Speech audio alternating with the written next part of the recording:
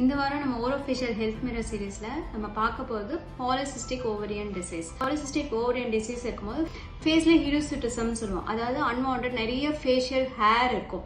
ஃபேஸில் இல்லை நெக்கில் இல்லை வாய்க்குள்ளெல்லாம் பிக்மெண்டேஷன், அதாவது கருப்பாக பிக்மெண்டேஷன் வர்றதும் ரொம்ப காமனாக இருக்கும். அது இல்லாமல் ஓரல் கேவிட்டியில் என்னென்ன ஃபீச்சர்ஸ் இருக்கும்னா ட்ரை மவுத் வரும், பேட் பிரெத் வரும், கம் டிசீசஸ் லைக் பெரியோடான்டல் ப்ராப்ளம்ஸ் வரலாம், நிறைய டீகேஸ் வரலாம்.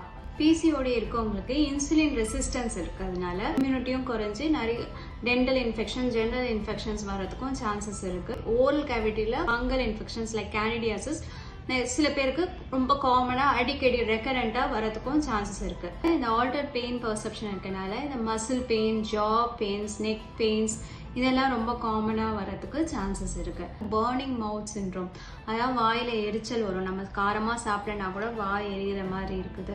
ஃபேஸ்ல வந்து ஏக்னே நிறைய வரதுக்கும் சான்சஸ் இருக்கு. நீங்க பிசிஓடி அண்ட் இன்சுலின் ரெசிஸ்டன்ஸ் இருந்தா நீங்க ஒரு ஜெனரல் பிசிஷியனை கன்சல்ட் பண்ணி அதுக்கு ட்ரீட்மெண்ட் இருக்கிறதோட டென்டிஸ்டையும் கன்சல்ட் பண்ணீங்கன்னா வாயில இருக்க சிம்டம்ஸும் உங்களுக்கு ரிலீவ் பண்ணுறதுக்கு அவங்க ஹெல்ப் பண்ணுவாங்க.